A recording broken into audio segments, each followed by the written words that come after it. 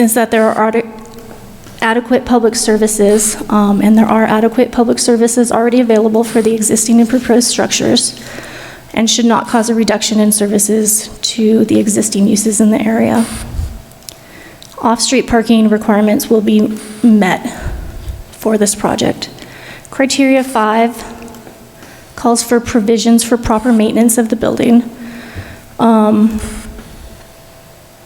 This project will be owned by the Montezuma Housing Authority, and there is the assumption that they will be maintained as well as their other properties in the city. The criteria 6, the proposed conditional use shall conform to adopted plans, hours of operation, etc. The hours of operation do not apply to residential use. The Housing Authority office will have the typical office hours. The proposal meets the needs of parking requirements, and any sign permit will meet the land use requirements.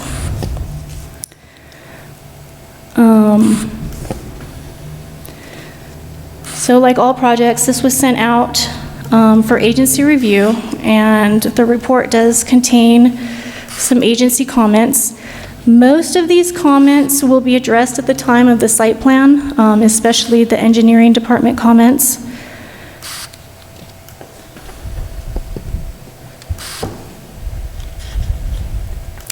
We did have one letter of opposition received from a nearby property owner, and I included that in your packet. The property owner is concerned about the ability to keep renting out her apartment units. Terry Wheeler with the Housing Authority during the Planning and Zoning Commission meeting did state that they've had a market study for this area done, and that there is a very high need for 1 and 2 bedroom apartments, and that there's a waiting list currently for their apartments right now. So I don't believe that that the letter writer will have any issues being able to rent her properties in the future. I did speak to some members in the audience right now, and they do have some concerns about the alley use on the west side of the property, about the width of the alley and increased traffic going down that alley. And that is something that we can talk to Public Works Department about and see how we can mitigate some of those impacts to the neighbors on that west side of the alley there. So this project was reviewed for the comprehensive plan standards, and it does meet quite a bit of our 2008 comprehensive plan goals. Almost a page worth of goals and policy goals.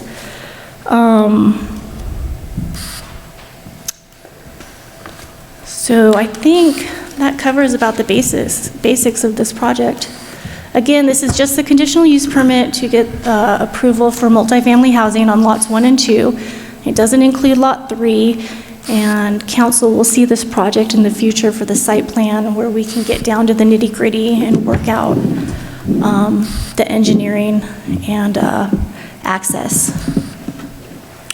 One thing that I can see is that the conversations for parking on First Street are going to have a lot of attention. Local businesses, the apartment complex, and then the kind of diagonal parking directly in front of the Calkins buildings, right? Is there going to, are we going to have to end up changing, that type of parking to 2-hour parking or something along those lines? I can see that being an issue that we'll have to look at carefully, because we will be, out of convenience, people will choose the path of least resistance to their place, and if consideration isn't taken into account on that parking in front, we could run into a few problems or issues with other people that are already established there. So. Right, or having trouble getting to the post office because you can't park. Right. Yeah, and so that is something we can consider. I know Phil just got approval to put up the 2-hour signs along some street. So that might be something we want to consider along First Avenue. No, the one next, the one to the west. Could cause a problem during snow removal time, too. What street Oh, is yeah, it? yeah. Will residents, I'm assuming that residents, renters in this property will have an assigned space. Is that, or has the conversation even gone that far at this point? It hasn't gotten to that point. Terry Wheeler is here, and after you guys have questions, Well, she that can was- address yeah. council. That was just a preliminary thought of mine, and that's just something that will be a conversation to have down the road. With specifics, we don't have to necessarily get too embroiled in right now, but just things to think about. Right. Terry, would you like to share any additional information with council, or? That was, I know, well, I thought maybe she would have some information.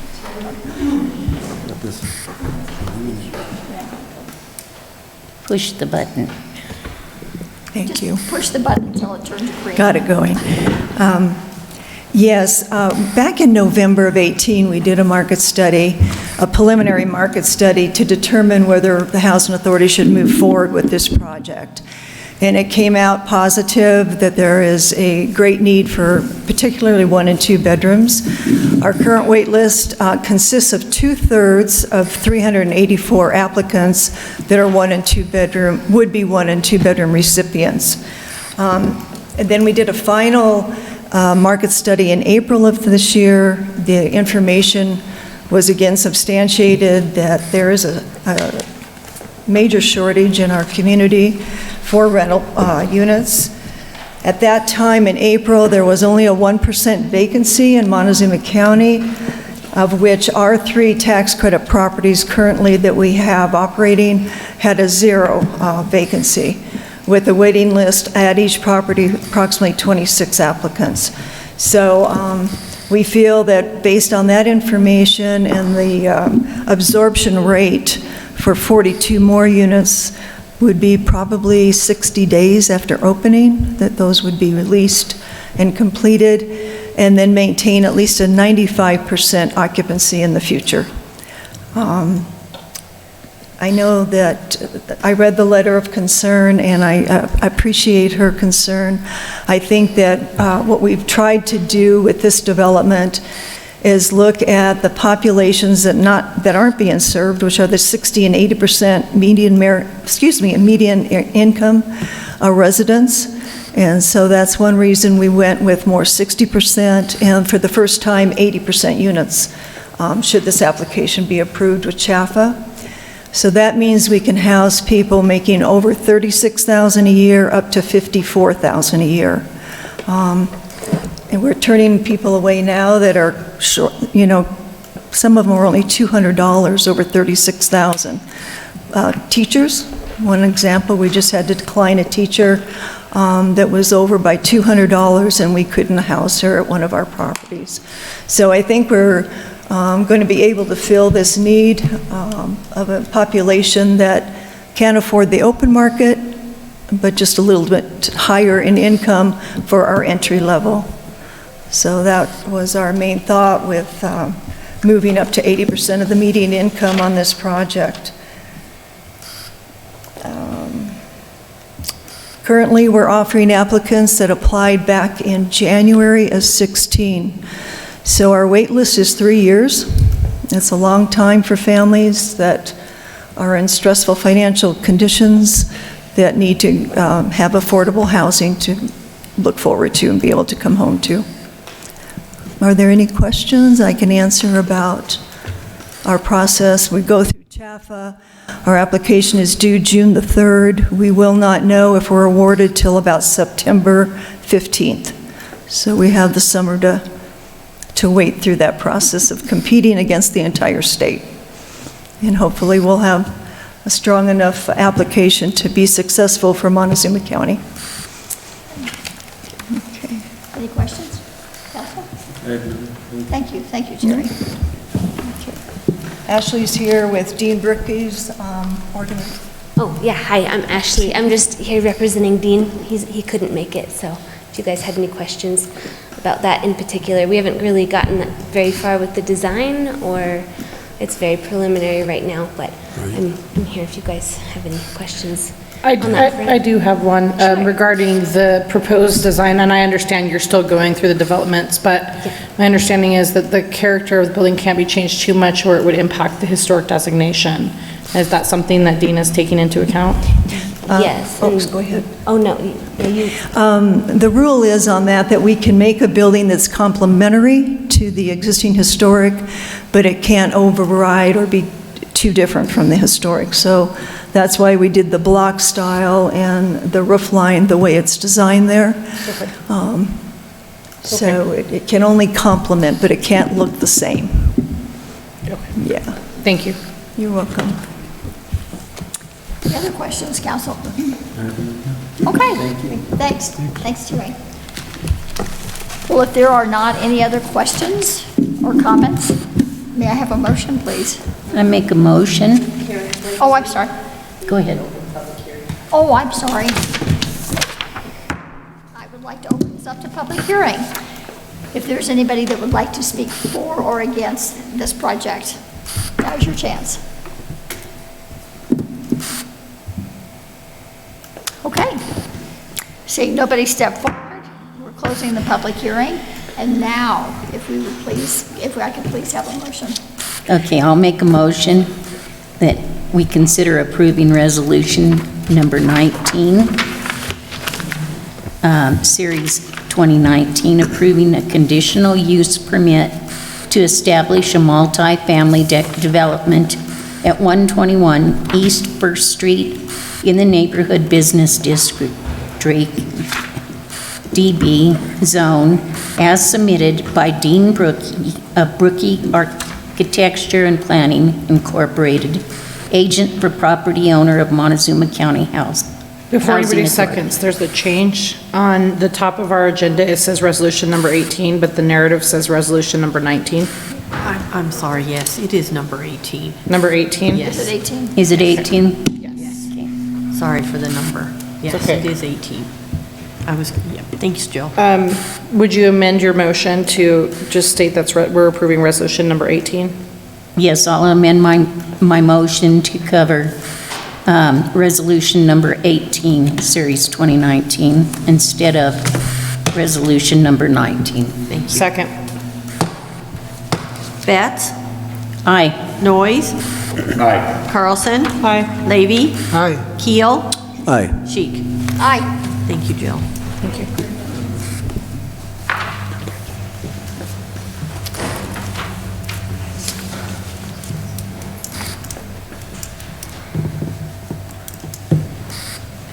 Here he comes.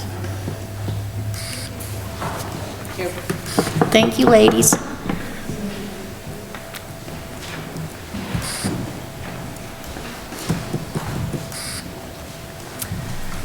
Okay, we have no unfinished business, so moving on to new business.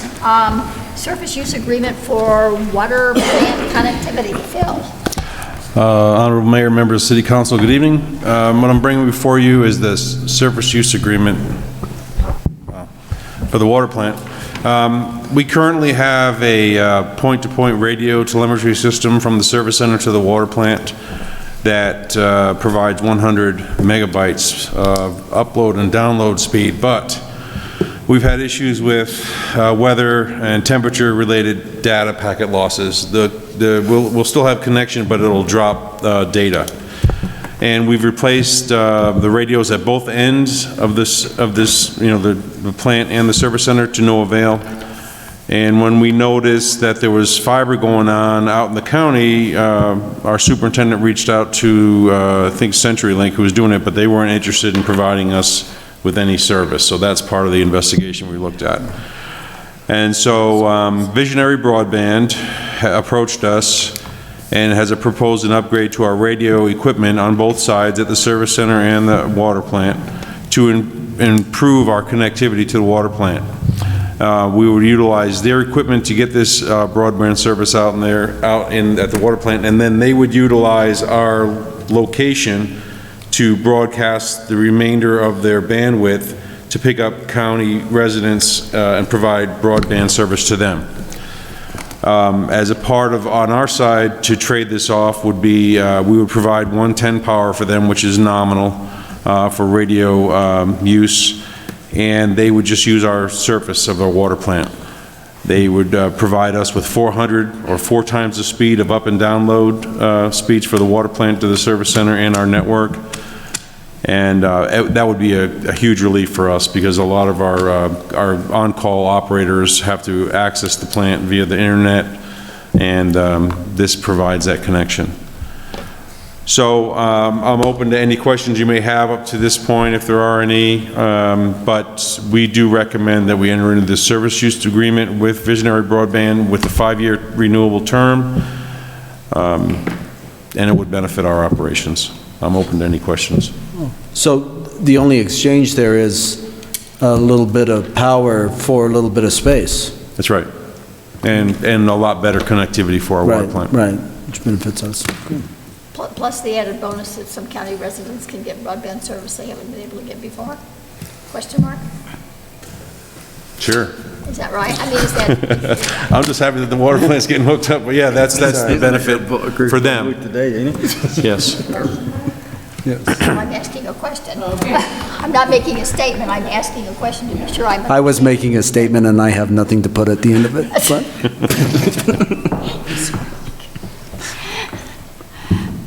I was asking a question, I wasn't making a statement. Just, I was wanting to clarify. All right, are there any questions, council? I have none. May I have a motion, please? Honorable Mayor, I make the motion to enter into a surface use agreement with Visionary Broadband for water plant connectivity. A second?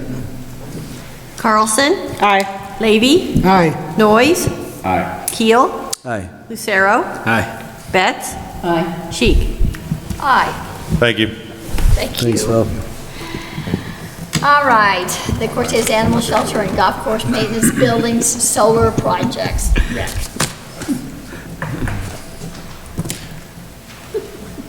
Honorable Mayor and City Council, in 2017 and 2018, the city of Cortez entered into a solar lease purchase agreement with this for the new city hall. This project has been going very well, and city staff was asked to investigate other similar buildings that the city could hook solar on. The city engaged Shaw Solar, to appraise several smaller projects that could be a benefit. The Cortez Animal Shelter and the Golf Maintenance Building lend themselves very nicely for solar. The Animal Shelter is planned for a 9 kW solar system, and the Golf Maintenance Building is planned for a 11 kW system. Both projects are based on the same 6-year lease purchase terms that City Hall is currently under. Shaw Solar maintains and monitors the system during the lease period. And as an overview, the 2019 costs are anticipated where the system will be in place about August, so it's about a third of the year. And the year 2 through 5 costs are listed on the memo. The overall cost for the animal shelter, again, the 9 kW system, would be $21,902, which includes the lease payments. And the overall cost for the golf maintenance building, which is 11 kW system, would be $27,632.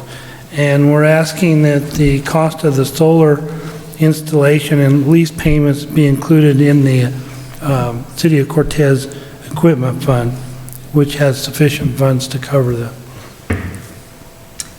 Okay, council, are there any questions? I have none. I don't have any. Then may I have a motion? Honorable Mayor, I make a motion to enter into a lease purchase agreement with Shaw Solar for the Cortez Animal Shelter Solar System and the Golf Maintenance Building Solar System at the proposed yearly cost for a 6-year term. I second that. Levy? Aye. Keel? Aye. Carlson? Aye. Lucero? Aye. Betts? Aye. Noyes? Aye. Cheek? Aye. Thank you very much. Thank you, Rick. Thanks, Rick. All right, Matt, the annual self-insured fund renewal and stop-loss carrier contracts. Good evening, Council. Over the past, there we go. Over the past few years, we've had a goal of decreasing our health insurance costs to the city, and we've made a lot of adjustments even before my time, and they're paying off for us. We have huge savings by switching our pharmacy providers, and our claims have come in much better currently, so that's the good news. And we have an estimated total cost savings of just a little bit over $200,000 there.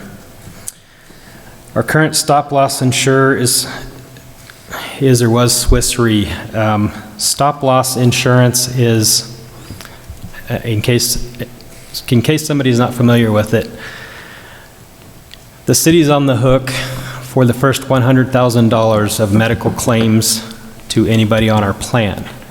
If they go over that $100,000, then the stop-loss insurance kicks in and starts paying for those claims. Swiss Re proposed a 24.4% increase this year to the city of Cortez. USI, our insurance broker, didn't like that. They tried to negotiate with them, and they really didn't budge. They came down 1%. So they went on the search for other stop-loss insurance carriers, and they got 2 responses, and they've analyzed the offers. And USI recommends the city of Cortez contracts with Berkshire Hathaway. There is an increase in fixed costs of $26,288, but we currently have a $450,000 those lasers on our plan. And so if you're not familiar with a laser, that's someone that has super high medical claims or a certain diagnosis will be lasered, and then that just raises the amount that the city has to pay before stop-loss insurance kicks in and starts paying that. The good thing, if we do choose Berkshire Hathaway, is their promise there will be no more lasers, and instead of the $450,000 laser, we have 2 lasers currently. Instead of the $450,000, that would be $305,000, potentially saving the city $145,000 there. Any questions? Council? I don't have any. All right, if there are no questions, can I have a motion, please? Honorable Mayor, I'd make a motion to accept the contract offer with Berkshire Hathaway for stop-loss insurance coverage. I second that. Keel. Aye. Betts. Aye. Levy. Aye. Noyes. Aye. Lucero. Aye. Carlson. Aye. Sheik. Aye. Isn't Berkshire Hathaway, isn't that Warren Buffett?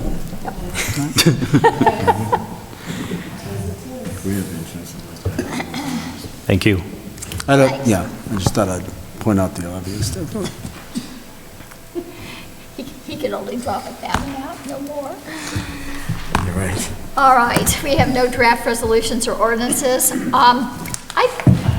I would like to bring up an additional item of business. I think all council members got this essay in their boxes from, the little boy that wrote this essay is actually Anderlin Hooten. He has been involved in the reading program that was sponsored through the library. Actually, if you had a chance to read the essay, it probably didn't take you very long to figure out that this is a good student. And so the gal that was tutoring him suggested they sat down and did some brainstorming on some things that he might do in order to kind of stretch himself a little bit in this tutorial situation. And so one of the suggestions was to do a creative story exercise where he had the opportunity to be able to choose a topic to write about. He is very interested right now and has done a lot of reading on World War II. And so this is a completely, I thought when I was reading this that he was writing about his own family member, but this is actually a fictional story. And Opal Croakey, who is his tutor, actually has worked with him, suggested a number of books that would be appropriate for him to read, and this is what he came up with. So I just wanted to call your attention to this. I think it says lots of things about our collaboration that the library has established, providing tutors for kids in our elementary schools.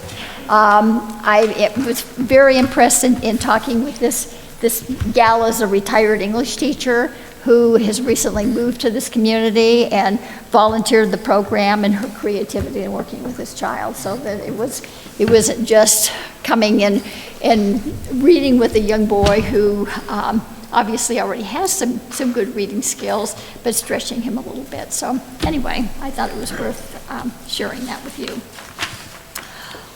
All right, at this time, are there any citizens that would like to address council? All right, in that case, there is no city attorney here to make a report. Does the city manager have a report? Nothing tonight, Your Honor. All right. Council committee reports. Any meetings you've been to? I'll just give a quick update. Because of my summer employment, the Golf Advisory Board minutes for me will be a little sparse. I'll do my best to get with Dean and get updates for you guys, but my summer work's going to keep me from probably attending those at least during the summer months. So, I know you guys wait on bated breath for my announcements on the Golf Advisory Board, but I'm just going to have to wait a little longer. Better interview. See. Okay. Are there any other committee reports? Yes, Marie. Yes. See, I attended the Cortez Cultural Center Board meeting on May 21st, and we discussed some of the events that have passed. The Pueblo to Pueblo race, it's very successful. They did some statistics, and there's a lot more bikes this year than previous years. There's more 10K runners this year than less 5K runners. So that may say something about our community and attracting more athletic people, more bicycle people. On May 25th, there's a Patsy Brown's Garden Kickoff. There's pretty well attended. Some Patsy Brown's relatives that were there to speak, and Tom Hayden gave a very good talk about the Cultural Center. And if you ever have a chance, stop by the Cultural Center in the back where the Hogan is. It's well laid out. There's a lot of new plants in there, new signage, and I encourage you to visit that institution. Birding Fest was a total success. Let's see, the membership event on June 21st is going to showcase Navajo tacos. And on October 12th, Montezuma's Revenge will have their event. It's a chili cook-off to bring get money for the Culture Center. Interesting term, Montezuma Revenge. So that's basically some of the highlights of the Cultural Center. Oh, great. And well, they're really good at feeding their people. I don't think we've had a meeting since we did the last report on Mesa Verde Country, but I just wanted to give you an update. Darren Upton, who is the new manager for the Cortez Welcome Center, is now on board. Mm-hmm. And the assistant manager actually started a couple of weeks before he did. They've already made some remarkable progress. They've got 10 volunteers. They're up to 10 now. Great. Staff is feeling really good about the transition. They believe that there's already a change in atmosphere, and some real positive things are happening. So if you have a chance, you might stop in. Great. The workshop, We got to view our annual video on the scope of your authority, just as a reminder. Public Works Department update. Phil came to visit with us about recycling. It's going to wind up costing us $10 more to recycle cardboard than it has in the past. We're still going to be able to make some money, but over time, this may continue to diminish. Those funds have been used to kind of subsidize that program. There was a discussion about some backflow funding. Backflow devices are required by the state Colorado Department of Health and Environmental Health. We've already voted on the solar panels for the kennel and golf maintenance buildings, but we talked about that during the workshop. And there was a discussion regarding the purchase of some ditch bank property from Fred Torres. And that was the extent of our workshop. Is there anything else for the good of the city? I have one more. Yes. Committee report. Yes. Oh, I'm sorry, Mike. Okay. Did I? No, that's okay.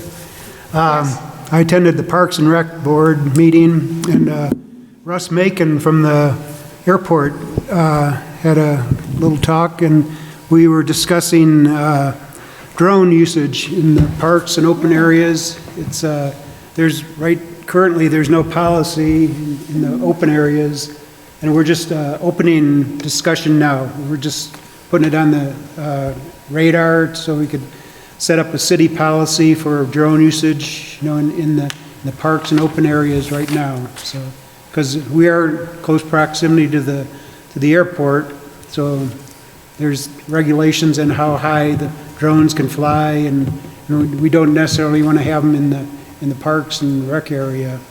Right now, there is no policy, so we're in the process of working on something in that area. And I'd like to congratulate the youth board members on the Parks and Rec Advisory Board. Clarissa Duke-Minier, she just graduated, and she's going to attend CSU in Fort Collins. And also Sawyer Dietrich just graduated, and he's going to attend Colorado Mesa University in Grand Junction. And these two young people were a great asset to our Parks and Rec Board, and I just want to congratulate them on how much input we got from them and how much we learned from their point of view. And we congratulate them and wish them the best in the future, and we're going to definitely miss those young people. Arbor Day, we gave out over 300 water bottles, trees, and awards with the demonstrations on pine cone bird feeders, and they gave tree planting tips for the kids.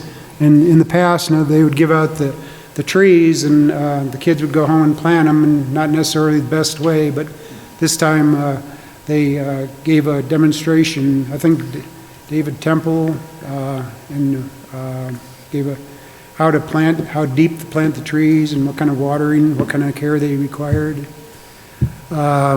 This summer, the Youth Conservation Corps will be assisting in making trails in the Carpenter area and the open areas. And we're also working on a dog park addition. We're going to have a separation for big dogs and little dogs. Evidently, there's problems with the big dogs and the small dogs getting along, and so we're going to keep them separate. If people want to keep their small dogs away from the big dogs. So that's some of the areas we're working on in the Parks and Rec Advisory Board. Thank you. Is there anybody else that has a committee meeting they went to? Okay. All right. In that case, if there is nothing else for the good of the cause, meeting adjourned. Thank you, guys.